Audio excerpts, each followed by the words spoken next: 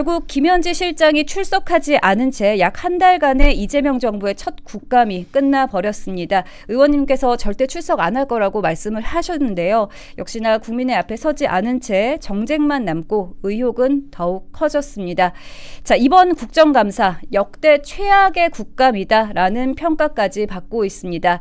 잠시 되짚어 보자면요. 조희대 대법원장을 도요토미 히데요시에 빗댄 조요토미 히데요시 합성사진과 또 여야의 막말 논란으로 시작해서요. 최민희 과방위원장의 딸 결혼식 논란, 거기다 저지 유튜브 쇼츠 범람 등의 이슈들이 뉴스를 가득 채웠습니다. 그만큼 각종 오점만 남긴 국정감사였는데요. 이제 마지막까지 김현지 실장의 출석 문제를 놓고 여야가 거세게 충돌하면서 결국 배치기, 몸싸움으로까지 번지면서 막을 내렸습니다. 자, 그러다 보니까 역대 최악의 국감이다, 이런 평가가 나오고 있습니다. 의원님, 이번 국감에 대한 총평 부탁드리겠습니다. 저도 뭐 한 8년 국감을 해봤는데 이번 국감은 정말 지켜보기가 힘들어요. 예, 저렇게 저질일 수가 있을까. 국감이란 게 원래 행정부에 1년 동안 한 거, 그 정책이라든가 또 집행 과정에서의 문제점이 없는가, 또 예산을 허투루 쓴 게 없는가 같은 거를 국민의 입장에서 국민의 눈으로 들여다보고 잘못된 게 있으면은 대안을 제시하고 책임질 게 있으면 책임을 추궁하고 하는, 그래서 국정이 조금이라도 나아지게 하는 그런 국회 고유의 권한인데요. 올해 국감을 보면 그런 국감의 원래 취지를 뭐 저는 찾지 못하겠습니다. 모르겠습니다. 뭐 조요토미 히데요시에서 양자역학 그리고 배치기로 이어지는 그 엽기적 행태에 다 가려졌는지 어쩐지 잘 모르겠으나 어쨌든 정말 보좌진들이 밤새서 제가 말씀드린 그런 본연의 역할을 하려고 자료도 만들고 뭐 추궁도 하고 뭐 그렇게 했는데 그게 다 묻혀버린 거 아닌가 싶은 생각도 들어요. 원래 개가 사람을 물면은 그건 뭐 큰 뉴스는 되지 않습니다만은 사람이 개를 물면 그건 뉴스가 됩니다. 나 오늘 이렇게 개를 물었어요 라고 하면서 쇼츠를 찍어대는 통에 정말 비정상적이고 엽기적인 그런 발언, 행동, 또 드자비, 누가 더 세게 하나, 그래서 강성 지지층한테 얼마나 더 효과적으로 어필하냐, 뭐 그 경쟁밖에 없었던 것 같습니다. 이럴 것 같으면은 국정감사는 이제 없어져야 됩니다. 전 세계적으로 그래도 이름이 제대로 알려진 국가 중에 국정감사 이렇게 한 달 동안 딱 날 잡아가지고 모든 부처, 모든 유관기관 상대로 탈탈 털어서 하는 이런 국정감사 제도를 가진 나라는 제가 알기로는 우리나라밖에 없습니다. 원래 이게 쭉 있어 오다가 유신헌법 때 없어졌거든요. 그러다 이제 민주화가 되면서 다시 부활을 시킨 건데요. 그때는 뭐 의미가 많았는데 점점 더 정치가 저급화되고 저열해지면서 이제는 깽판 콘테스트 비슷하게 돼버렸으니까 이거는 이제는 존재 가치가 없는 거 아닌가. 오히려 국정조사라고 현안이 생겼을 때 예를 들어 뭐 이태원 참사 국정조사, 뭐 세월호 국정조사 각 이슈별로 딱 잡아가지고 각을 잡고 파고 들어가는 게 됐지. 그리고 통상적인 부처의 업무에 대해서는 상임위 활동을 통해서 하면 됐지. 이렇게 뭐 언론에 대서특필 되기를 바라고 스타가 되기를 바라고 해서 각종 기행을 일삼고 하는 이런 작태를 이제는 참 보기가 민망합니다. 네, 이번 그 막말로 굉장히 그 유명해진 그런 의원들도 많았잖아요. 그게 쇼츠죠, 쇼츠. 쇼츠로 좋아요, 또 슈퍼챗 혹은 후원금 뭐 이런 걸 노리고 매일 그 의원실에서 보좌진들 모아놓고 왜 나는 이게 이렇게 안 오르냐, 구독 숫자가 안 오르냐, 조회 숫자가 안 오르냐 라고 보좌진들 닥달하는 의원들도 많대요. 네. 자, 이제 또 어제 있었던 대망의 운영위 국감을 좀 짚어봐야 될 것 같습니다. 김현지 실장의 증인 출석 문제를 두고 여야가 충돌하다가 결국 1시간 만에 파행을 했는데요. 의원들이 퇴장하는 순간 급기야 배치기, 이 몸싸움까지 일어났습니다. 많은 분들이 좀 보셨을 텐데요.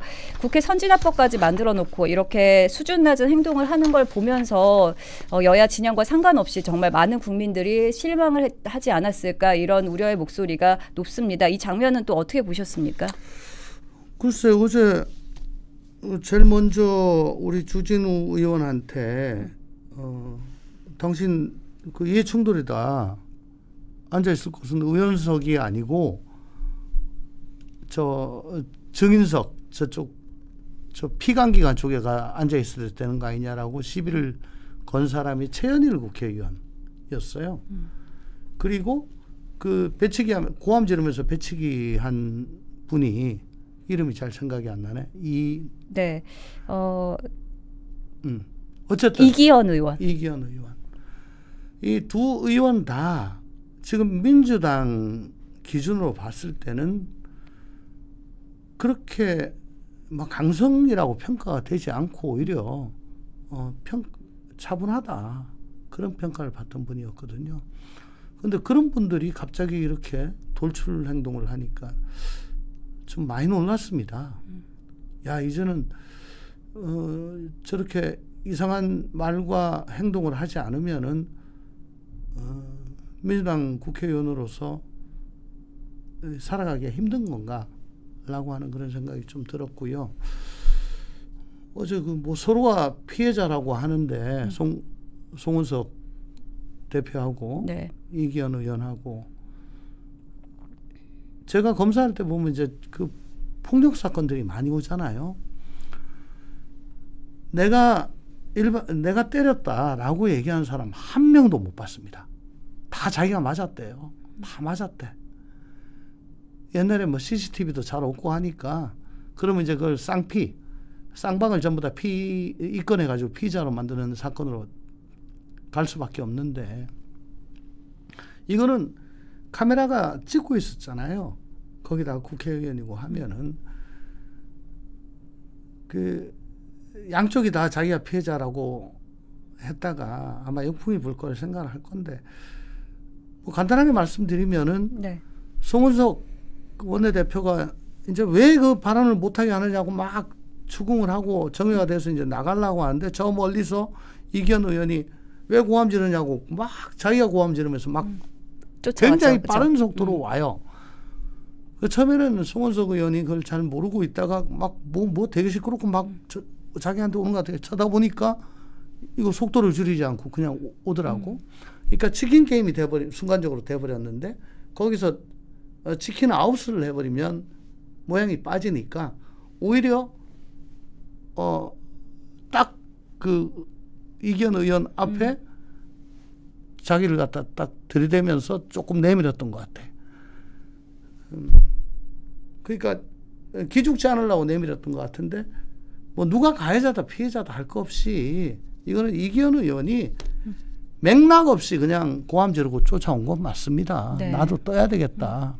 그리고 송원석 대표는 이렇게 1대1로 붙어버리면 건수가 다른데 손해인데, 어쨌든 자기가 내 빼는 모양 빠지는 모습을 보여주지 않게 해가지고 그렇게 한 것 같은데, 누가 잘하고 못하고를 떠나가지고 참 맥락 없이 볼상사나운 그런 장면이었습니다.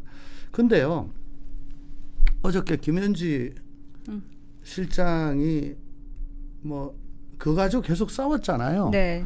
출석을 놓고 그렇죠. 저는 까놓고 얘기해서 양쪽이 포카를 치면서 블러핑을 하는 거하고 똑같다. 어쨌든 김현지 비서관 지금 실장이죠. 실장은 무지하게 나가기 싫고 그거 아니까 대통령은 야 그래도 나가는 국회에서 부르면 나가야지 너 대기 라고 마치 국회를 존중하는 듯한 그런 모습을 보여주고 또 여당은 어쨌든 그걸 막아내고 야당은 끝까지 안 나와서 애지중지현지 도대체 뭐 때문에 저러냐 그런 냄새를 계속 풍기면서 앞으로도 그거 가지고 울고 먹을 수 있는 그런 상황이 되고 해서 모두가 윈윈하는 그런 상황이 아닌가 그런 생각이 듭니다. 네, 말씀처럼 어제 김현지 실장이 결국 불출석했습니다. 사실 어제 강훈식 대통령실 비서실장, 김용범 정책실장, 우상호 정무수석, 봉욱 민정수석 등 대통령실 핵심 관계자가 모두 국감장에 나왔는데요. 유독 김현지 실장만 자리를 비운 겁니다. 자, 그런데 아까 전에 말씀하셨지만 의아한 점을 하나 짚어보겠습니다. 어제 오후 대통령실은 이 대통령이 김 실장에게 운영 및 출석이 가능하도록 경내에 대기하라라고 지시했다. 라고 합니다. 그렇다면 김현지 실장은 부르면 언제든지 출석할 수 있는 상황이었다는 건데 이거는 또 어떻게 보십니까? 그러니까 방금도 말씀을 드렸지만 네, 방금 말씀하셨죠. 예, 블러핑을 한 거죠. 그러니까 그 국회가 부르면 가라라고 대통령이 김현지 실장한테 지시를 하고 낮 수행할 필요 없어. 네. 너 대통령실에서 대기해. 그러면 이 전제가 뭡니까? 국회가 부르면. 네. 국회가 부르려면 야당이 불러가지고 이게 오는 건 아니잖아요. 운영위 차원에서 증인으로 합의를 하고 소환을 해야 될 거 아니겠습니까? 네. 그러면 다수당이 어디죠? 민주당. 민주당이 오케이를 해야 되잖아요. 사실 근데 진짜 나가려고 했었으면 바로 했었으면 그 정무수석한테 연락을 해서 대통령이 연락을 해서 왜냐하면 어제 그 운영에 있었으니까 그 여당 원내대표하고 원내수석한테 우리 지금 이런 상황이니까 그 합의해 줬으면 좋겠다라는 뜻을 좀 전해라 라고 하면은 그 김병기 원내대표나 그 원내수석이 우린 그래도 못해 안 해 합의 안 해 라고 했을까요?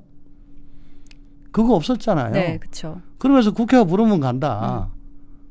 그러니까 대기하고 있다는 사실은 뭐 몰랐잖아요. 합의해줘라도 그렇죠? 아니고 나는 대통령이 정무수석한테 나는 나갔으면 좋겠다.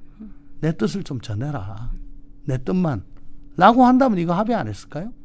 근데 우상호 수석은 이건 언론에서 속보로 막 띄우고 할 때까지 이 대기하고 있다는 걸 모르고 있었던 것 같아요. 그러니까 제가 이 보여주기란 거죠. 네. 그리고 김현지 실장은 만약에 대통령이 그 대기하고 있다가 부르면 나가라라고 했으면은 또 자기가 연락을 해야죠. 정무수석한테.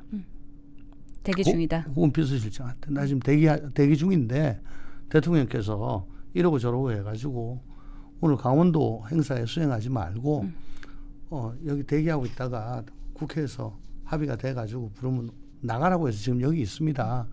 알고 계십시오. 라고 했어야죠. 그렇죠. 근데 모르고 앉아 있었다고. 그러니까 이건 진정성은 난 없어 보인다. 그냥 알리바이 만들려고 한 거다. 우리는 나가려고 했다. 근데 국회가 안 부르는데 어떻게 나가냐. 그 알리바이 만들려고 한 거다.